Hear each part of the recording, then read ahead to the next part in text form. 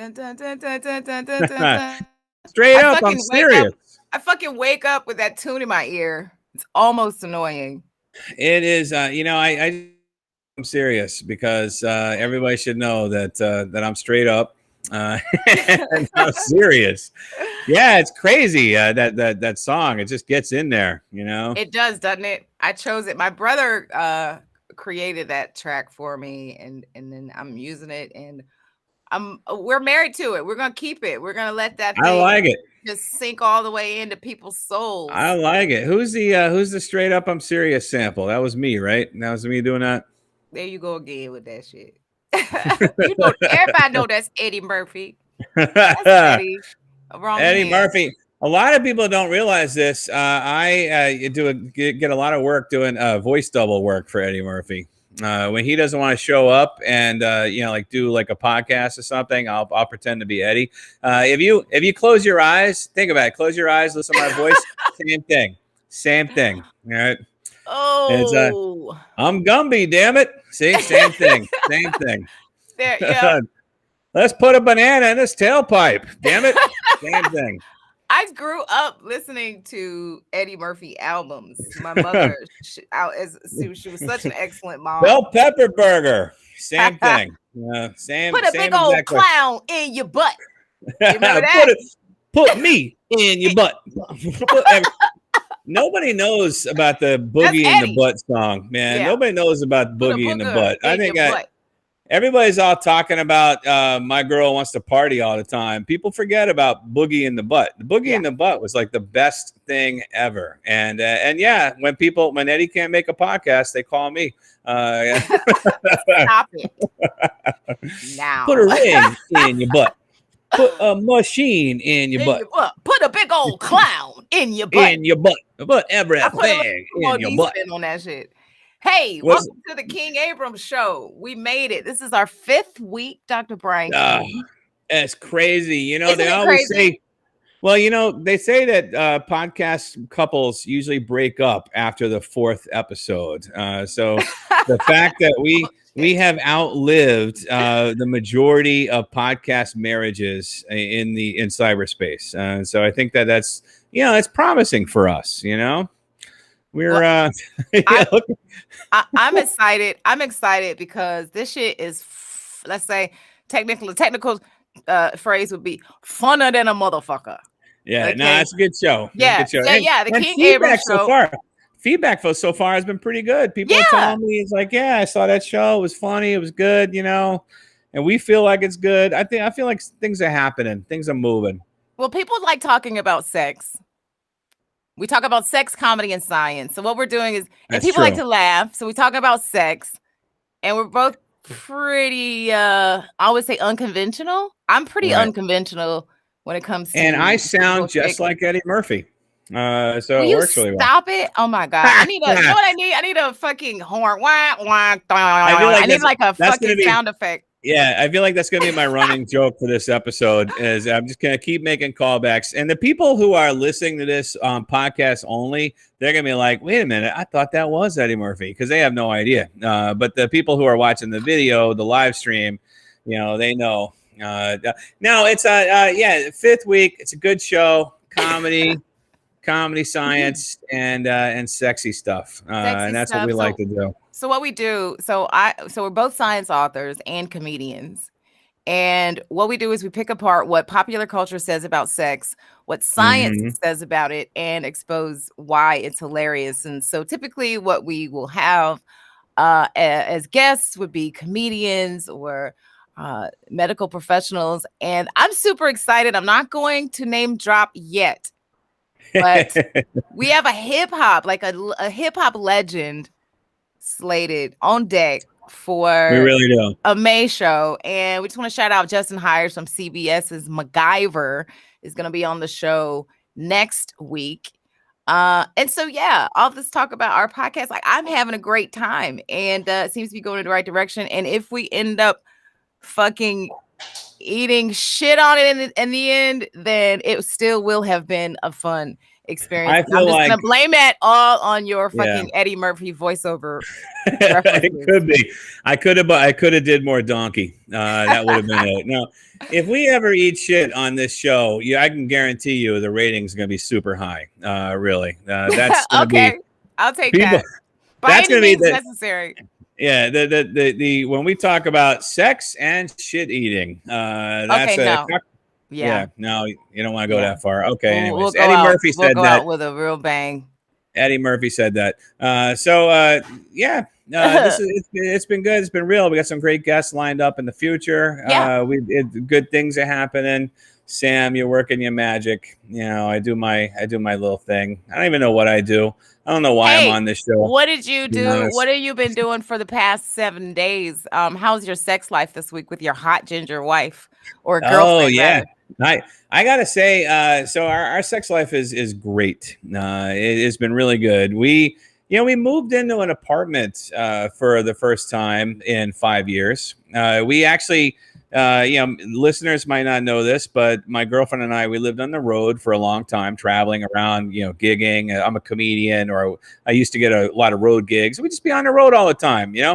And so the pandemic made us sort of settle down. So we just got an apartment a couple months ago. And the reason why that's significant is because we have a little girl. We have a daughter.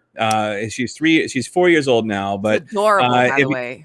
yeah, and she super is. But you can imagine, it's not like I can afford 2 hotel rooms, when we're traveling. You know what I mean? It's like I'm doing a road show. They put me up in one room. So we got a little kid in the room. And that kind of puts a damper on the sex life, So we got to like either wait till she falls asleep or Yeah. give her a roofie or something, I can relate to that. I remember when I was married, I think what was happening was a whole lot of like secret independent bathroom masturbation. It was yeah, like a yeah. secret culture of like, let me just sneak away and handle my business.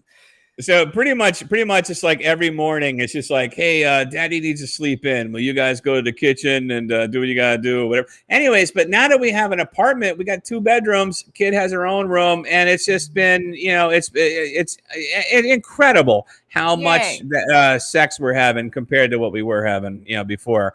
Now, it's things slow down when you have a 3-year-old, and now we've explored. So we've got a new code word, right? Lately, it's sort of we'll say things like, daddy and mommy need some private time. So Okay.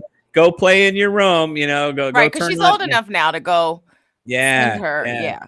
Oh, and she'll have a TV on. I bought her some headphones that she can put on to drown it, So yeah, it has opened up a lot of possibilities, and it's been awesome and amazing. And I was really reflecting on that this past week because I'm as I'm just crazy about my girlfriend. I think she's the best, and she's the mother of my kids. You're one lucky motherfucker. Oh How yeah, did you no, get totally. her? And well, I'm literally a motherfucker now that I made her into a mother. But I've never had a difficult time finding attractive partners. Let's put it that way. Yeah, I mean, it's because but you've got a great personality. they say that goes a long way. It does. Plus I'm hella rich, so that works too. Tons of money. Oh I love it. No, but it's nice. And anyway, so we've been together for a while, and it's just been super great lately. It really has. I got no complaints there. How about you? What you been up to this week? Well, you know me, I'm pretty much an open book. I got nothing to hide except that one thing. That one thing I'm working on. I had I'm actually really tired today because I stayed up late last night. And I had a great time with my thing. It's always weird. I don't know what to call him because there is no label that is sufficient. Just you don't have to have a label. Just call him what he is. He's a male friend that was servicing you, or well. No, so you had a good time last night. It was like, was it like a marathon? Was it a marathon? How many times did you think you did it? Wait, where are we going here, bro? Are you asking me how many times I had an orgasm? I'm asking you last night. You're really tired today because you had your man over last night, right? No? Yes. Okay. See, this is why you don't speak in code to a guy, because I don't know what you're talking about. Okay. Because your ass is nosy. Your So ass is being nosy. you had a man over last I night, had a man over last night. so I'm just curious, like, because I you're have the in guy better, that I see over, not just a yeah. man. Let's just So clarify. you're in better shape than I am physically, and so I'm just curious, is like, because I miss those days when I could go like 5-6 times a night. You know what I mean? Like I'm just curious. Let's just say, I was in a mood to be the server. Oh, Sometimes really? sometimes you just gotta treat the guy you're into. You just gotta treat him. So That is a good arrangement for the dude, man. Let me yeah, no tell you. shit, Sherlock. Yeah. No. Yeah, no, he a lucky motherfucker and he know it. But Yeah. yeah, no, I like to play that role and just really sort of be the fantasy girl and serve him up. And Yeah. so that's what I did to him. I gave him a treat. And when you do that, you don't realize what type of physical, muscular exhaustion you're gonna put yourself through. When you commit some shit like that, you signing up for some shit you don't realize. Yeah, you get all these grandiose ideas in your head, and then you try to play them out, and then you fucking you're tired for an entire day. Yeah, no, I start flipping through the Kama Sutra. I got ideas, and then I get tired by the time I get to the end of the book. So I was in a special kind of mood. Sometimes I don't know. Women are funny with our hormones. We got a lot of wacky neurohormones running around in our brains, making us. People. I mean, men don't understand that women have a window. There's like a window of opportunity that just mysteriously pops in and pops out of a woman's weekly routine. Yeah, and I think that kind of relates a little bit to what we'll talk about later. But yeah, you have like, if you don't hit, that's why like a lot of women will announce, when they're feeling in the mood, because it's not like it doesn't happen all the time, and it's not like they're that easy to put into that mood, Yeah. And so it's like, hey, I'm really horny today. You better jump on that shit. You better get in there. You better. Yeah. That's a signal. That's a signal that you need to be ready to go. A man, on the other hand, saying he's horny is redundant. The thing about it is men just always look the same. That's true. Women get creative with our I'm horny signs, Right. It may be as subtle as just sort of backing herself up against you, right? If you're laying down and she's ready. Or she might just bust in the room with a whole new lingerie set and some fucking prints on the radio, some candles, and what do you think it is? So yeah, we get into it, women. I don't speak for all women. I know that I'm unique. Some of my sexual behaviors are, let's say, quite unique. Yeah, but I think it's fun to get into that, especially if you're adventurous enough to sort of get into role play and just be open and sort of uninhibited. So let it go. Let yourself go, fall into it. But so you sort of bring up an interesting point. I think we're going to talk about this later in the show about like when people are in the mood and when they're not in the mood. So I've actually in my previous life, when I used to do more academic research and the neuroscientist stuff that you've mentioned earlier, I actually used to study specifically about people who differed in what we call sexual motivation. Not sexual orientation, which is what do you prefer, but rather motivation, which is how strong are you motivated to have sex at any given time, and how often do you think about it, and when you do want to have sex, how often do you do it? And so I did a lot of research in that area actually. And it's really interesting because there's differences, and there are things in the brain that we don't all desire sex at the same frequency, and we don't all desire sex at the same urgency. Like somebody says, oh, I really want to get laid is different than somebody else saying I really want to get laid. There's a different drive behind there, and the mechanisms behind that are all differences in the brain, and then they could be acted upon, like things like alcohol and other drugs and other environmental cues. Your partner wearing lingerie, putting on, When the Doves Cry. You mentioned Prince. I got to be honest. The only time I've ever questioned my heterosexuality was watching that damn video. Oh, man. No, I can relate. He's probably the girliest motherfucker that I would have the Let me. hottest dude. When I was a teenager, right? All confused and sexually, I'm not sure what I want to do, who do I want to bang. And then that Prince video comes on for When the Doves Cry, and he's in the bathtub shirtless, and I'm just like, I was so confused at that point. It was I, had, beautiful. I was like, Damn near have to be gay to why am I not be feeling all attracted. why am I feeling all tingly all of a All he sudden? needed was Oh, some titties. He would be a bad yeah. bitch.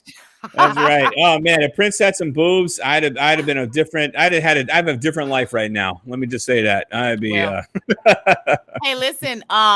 So yeah, the funny thing is, you being a psychologist, not only is there the brain science piece, but the psychiatry piece says that there's a whole nother set of reasons why people are in the mood and not in the mood. It boils down to what you're turned on by, what you're turned off by, and Yeah,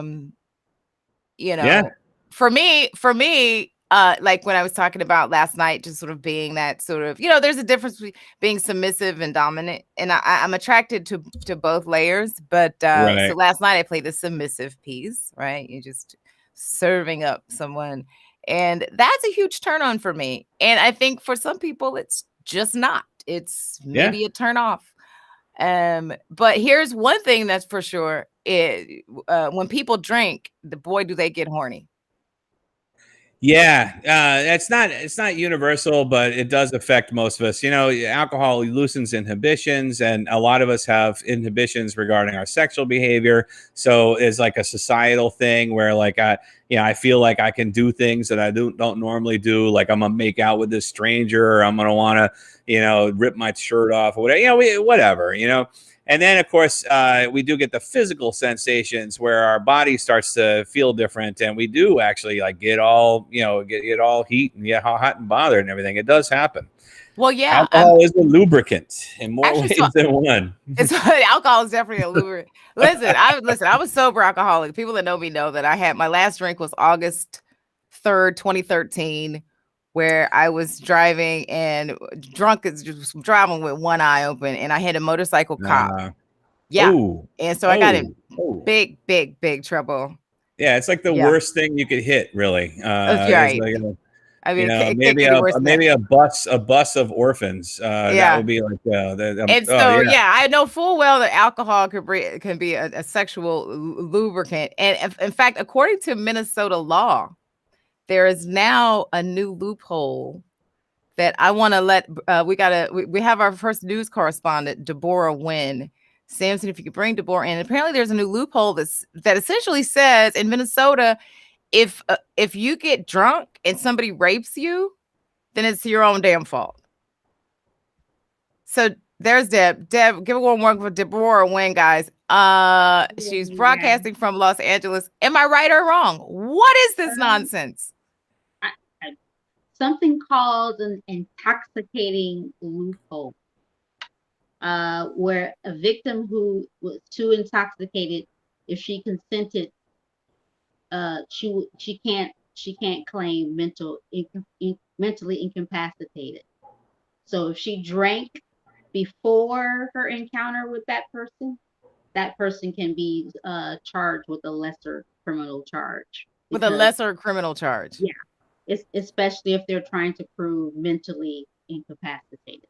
So what you're saying is, so essentially this new loophole in Minnesota spells out that if a woman had decided to drink earlier in the evening and just happens to get raped that evening, or if she becomes so drunk that she becomes incapacitated and a guy rapes her, when that information comes out that she was intoxicated, then this guy can expect lesser criminal charges. Correct. Because if he had no, like, okay, so normally in a club you say, hey, can I buy you a drink? So now what, do you have to turn down the drink now? Because first of all, I was an alcoholic for a long time. If someone if during that time when I was raging in my alcoholism, if somebody offered me a free drink, I'm taking it. In fact, I was also spending loads of my own money to buy more alcohol. So I mean, that makes sense. Yeah. So what that means is in Minnesota, you could you got to just like coordinate your crimes, right? You got to have the roofie and the drunk bitch, and then you're in the clear. As a man, I feel like if I comment on this at all, I'm gonna get me too'd. You know what I mean? I feel like there's gonna be a lot of negative hashtags about Dr. Brian King if I even comment on this at all. But it does not sound like. Okay, I don't know anything about laws. I don't know anything about Minnesota. Except I've been there a whole bunch and I like it. And Prince, tie back in. We got the sexiest dude I've ever seen. But here's the thing. It does not sound to me like it's the kind of law that has sort of general applicability. Like if you have a few drinks and you're walking home and somebody jumps out of a bush and rapes you, like that's not a defense of that rapist. It sounds like it's related to like a date rape situations, or situations where somebody had sex that they regret, and said, that's what it sounds like to me. Because like if you're out on a date with a guy and that's a situation that there could be sexual relations as an outcome of the date, and then you just voluntarily drink a whole bunch knowing that this substance loosens your inhibitions and makes you want to have sex more, and then you end up having sex, and then afterwards you say, I didn't mean to have that sex. Okay, I mean, first of all, listen. Yeah. Addiction is a whole real thing. Okay, is it really? Addiction is a whole real thing. Okay, listen. If waking up in a strange hotel naked, in a strange hotel bed naked, and finding my clothes and my purse in the goddamn bathtub didn't stop me from drinking and drunk fucking motherfuckers, then fuck Minnesota and they goddamn law, and they can suck my dick. Here's the thing. I didn't even realize until after I got sober that there were men that were deliberately going to clubs looking for drunk bitches like me to fuck because they knew. That's the worst. It didn't even fucking occur to me until I was a grown ass. Those people are predators. They're sexual predators. That's right. And they're taking advantage of people. Now they and this, unfortunately, it sounds like this law could potentially protect them, and that's exactly. I don't know. Like again, I don't know. I don't know about this law. And look, we're getting it secondhand. We're reading it from someone else's interpretation of someone's headline. We're not lawyers. I don't know. This is really really bad for all the alcohol whores out there. It sounds like it. Yeah. But what about the ecstasy whores? What about the ecstasy whores? You take ecstasy on a date and you I don't know. I would imagine that would fall under the same umbrella. So check this out. Before we get all hot and bothered on the whole the rape topic, which makes me very uncomfortable to discuss rape, by the way. Does it really? No, I'm kidding. I'm trying to keep it comedy. You know what I mean? It's tough. You need to write that one on. Hey, man. You need to scratch that one out and put that index card in the trash. But let me just it's tough because male comedians have had not the greatest track record when it comes to touching on these subjects, and so it's well, we have a male comedian on the show tonight. I'm super excited. Let me just say, this guy and I don't even know this guy personally. I became a fan of his when I went to the Comedy Union one night, which is one of the hottest comedy clubs in LA. Off Pico. It's called the Comedy Union, and BT Kingsley was hosting the show that night. I don't know if I did a set on that show, if I was just there, but this nigga was such a genius on stage. Sometimes when you just see somebody on stage and the comedy's so genius and sharp that they have something special. So I'm super excited to have this guy on the show. I'm a huge fan of a handful of comedians on this guy's tier. He's gonna be a household name. So everybody, give a warm welcome to BT Kingsley. Everybody, BT, thank you for joining us. Hey, welcome. We are into it. I was gonna say, have you BT, been listening? You've been listening to the show so far? So I'm telling you, man, do you feel comfortable commenting on this particular subject? Because this is kind of this puts guys in a difficult spot, don't you think? If you ask me my favorite car, then I like the Audi R8. I think that car. Transformers was a great movie. You know what I mean? I like all the Marvel shit. No, in all honesty, it's a very interesting space because that area should kind of be dominated by women, and they should be considered and kind of control the space because they speak a language that we are not familiar with, right? But right next to that, there's the world where it's like we have to speak up for them and also be in the know. But as men, we might see blind spots that might exist that aren't always in the conversation, and bringing them up always kind of runs a very interesting sensitivity. So it's like, it's always really, it is touchy. I remember I had a conversation with some women, oddly enough, outside of the comedy union, Samantha, and it was a group of women, and I often find myself in this conversation. It's a bunch of chicks, and I'm sitting here defending men, right? Oh, Lord. And one of the women explained to me, it was a hot Me Too time, so on and so forth. Oh, Lord. And she said to me, you wouldn't believe how often a woman may have sex with a dude because they just got tired of him asking. And wow. It created like a very perspective that I like really had to step back. She was like, and all the women were kind of like in line with this, like, so if a woman's out with a dude and he keep asking, he's like, come on, girl. No, I think that's.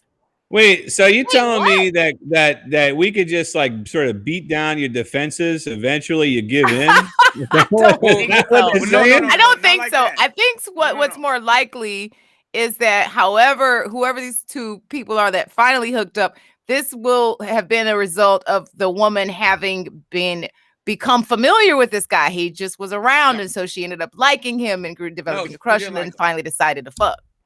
No, she didn't like him. Ew, who does that? No, so it was more. I mean, you guys were here, so we here now. It was more the sake of like danger. Like, I'm in a predicament, and rather than have what I feel like might be him taking it from me, let me just say yes, so I can have some ownership over it. Man, this is that's terrible. Yeah. Terrible. So but you guys were on the subject of like women in a situation where they have unwanted advances. I was like, no, this gets very complicated. So you bring up an excellent point, BT. Yeah. Because there are a lot of sets of reasons how we ended up here. How we ended up in Minnesota that says if a bitch is drunk, then don't worry about it that bad. Okay, go ahead and hit that because she whatever. Is that how they say it? Go ahead and hit that. Go ahead and hit that. That's how they say it. So, but what you bring up is an excellent point because there's different sets of reasons, right? There's the neurology piece, right? There's a genetics piece that we're not going to go into. There is a psychology piece. I mean, where is this bitch's head at? Where is the guy's head at? Okay.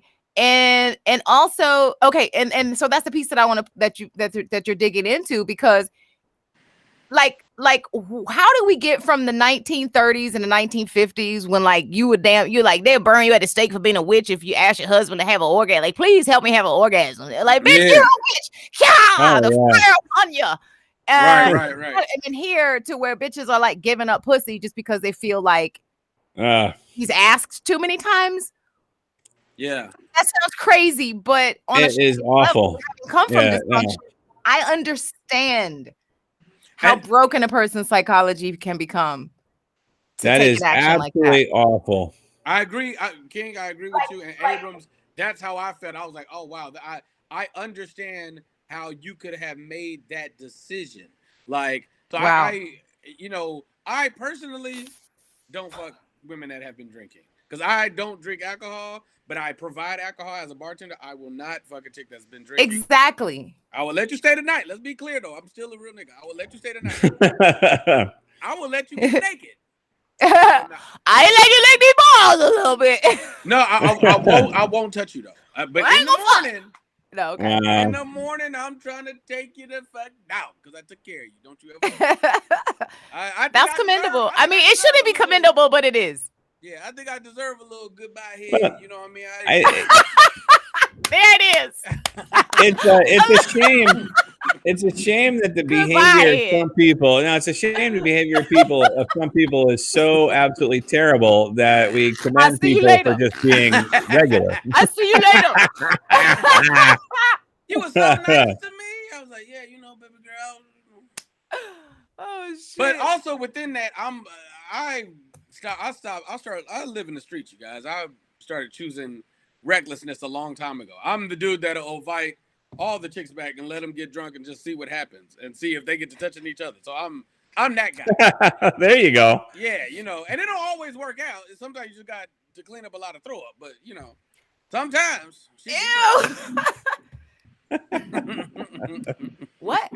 You said you probably give good head. I think that's. I don't know if that was directed to or somebody. I don't know if it was directed to BT or you or Samantha or. Oh, goodbye head. Goodbye head. Oh, goodbye head. Okay. Yeah. Oh yeah. Yeah. So it's like, oh, I get you. So you're saying goodbye. Like that's how you get somebody out the door. Because you like, took care of her, bro. You took care of her. I'll see you later. Okay, let me just get this dude out of my face. No hands? All right. That's terrible. I don't think as men, we don't have to worry about that kind of stuff that's often. And that's just one. But here's the flip side, though. Yeah. In Minnesota, beware, motherfuckers, because I know gay men looking for your drunk asses. I know, that's right. Literally, if I ever decide to go gay for Prince, it won't be in Minnesota. There it is. Well, I don't know. Don't get drunk in Minnesota, Mr. King. Dr. King, if you're looking for Prince, that's where he would have been. That's true. That's true. I have a strong connection to Minnesota. I was in Minneapolis the day Prince died. Actually, I was there. I was in the traffic, the people that swarmed downtown to go to the club and like pay their respects. I mean, it was crazy. It was that state and that city. They love them some Prince. Yeah. And I'm right there with them. That was awesome. I got those childhood dreams. I never had sex with a chick in Minnesota, but I'm pretty sure I've fucked a chick from Minnesota, but not in Minnesota. I think that I know I fucked a prince before. That's definitely happened. And I fucked that counts. Princess. And if that, I think that counts.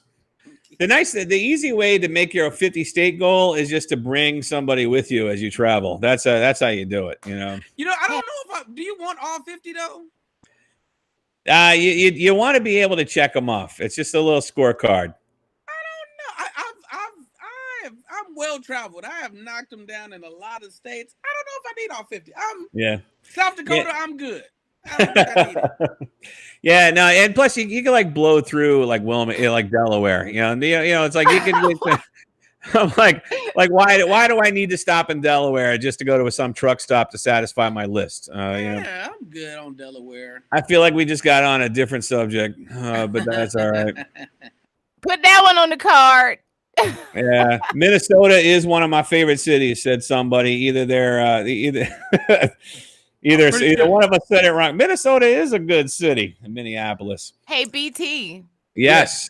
Have you ever been in a situation where you had to defend yourself, from a woman who maybe had the wrong impression with your intentions?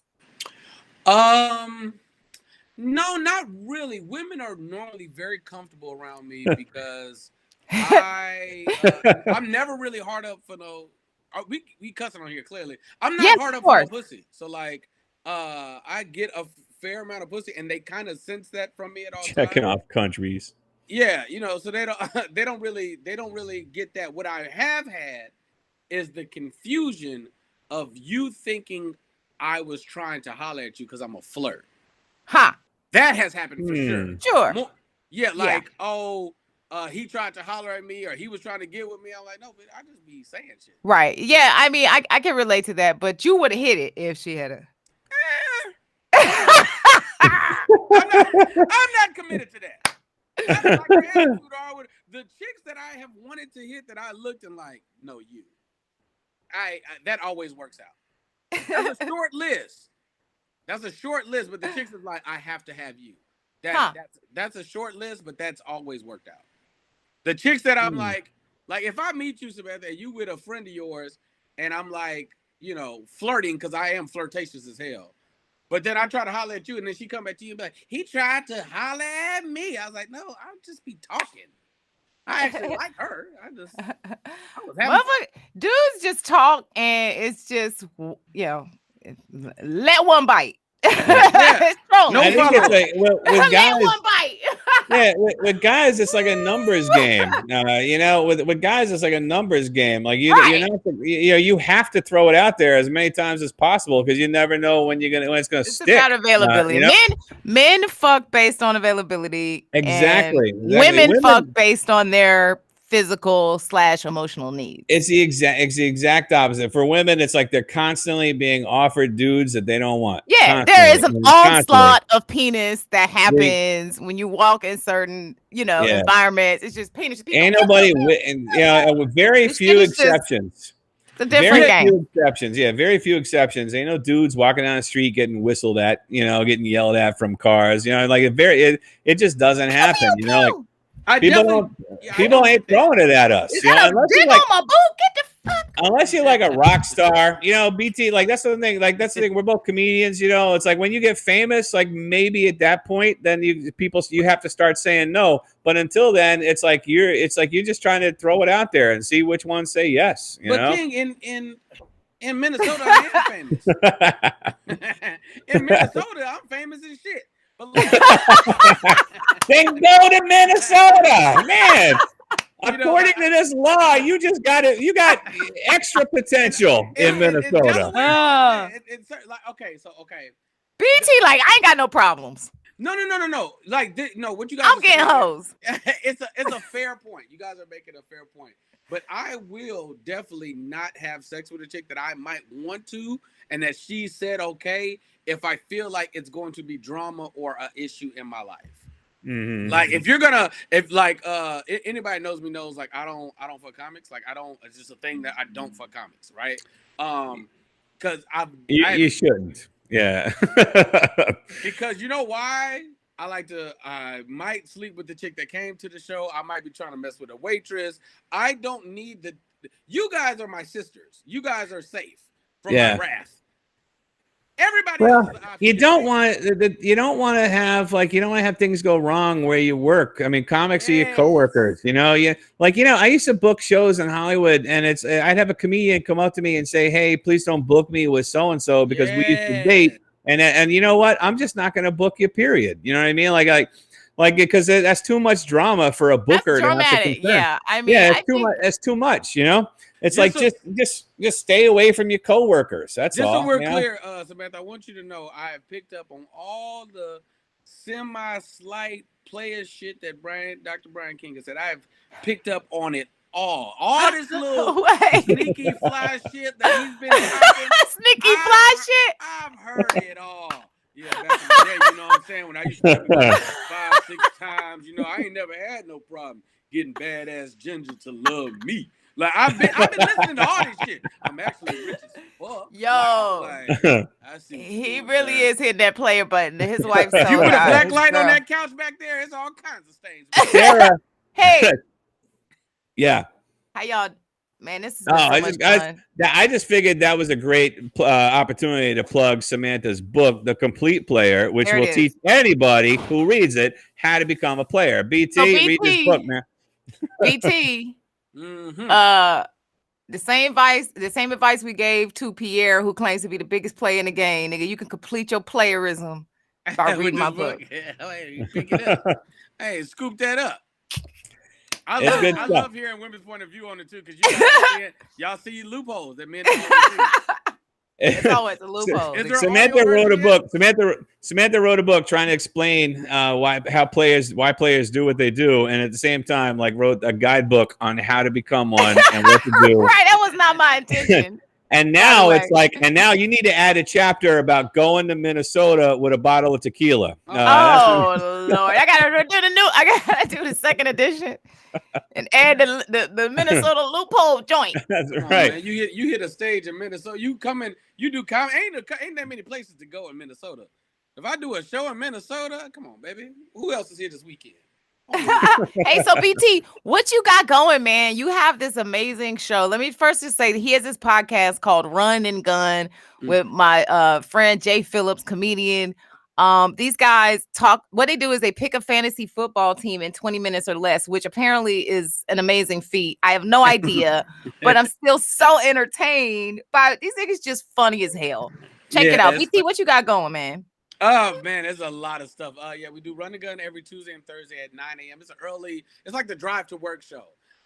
We talk a lot of it's fantasy basketball. So we pick a team, like you said, in less than 20 minutes. And then at 11 a.m. I have a podcast with Mikey Winfield and Lance Woods called Black Tea University. And it's Black a lot Tea of University. Black tea, like a black tea, like a t-shirt. Yeah. Okay. So like not okay. So like not the tea you drink. Not sipping tea. No, Okay. No. like a black t-shirt, like Black Tea University, and then I have like 6 shows. Wednesday Lover, which is on Wednesday, sex, love, and relationships, and then that's just me though. It's just me spouting off all this bullshit that probably nobody should listen to. And and then Fridays I do Top 5 Fridays, which is like me just coming up with a top 5 list or anything randomly. Okay, that sounds hilarious. Yeah. BT, you such a brilliant comedian. I can't wait to continue to follow your path, blowing all the way the fuck up. Where can they find you on social? Follow me on everything at BT Kingsley. Most importantly, add yourself to the Discord. It's on my IG. The link is in the bio. Go to my website, BT Kingsley, and get right to the Discord. If you're in the Discord, then you'll be everywhere else. That's where the Kingsley crew is. Side note, I see you guys and I love you guys. Oh man, we love you too, Dr. Brian King. It's been another fabulous one. BT Kingsley, it's been a good one. We're so happy you joined us.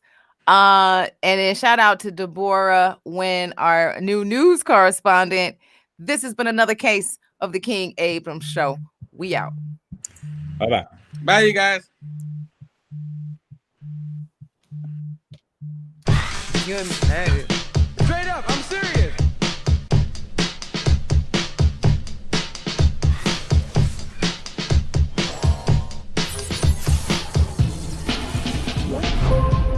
Stand up and clap.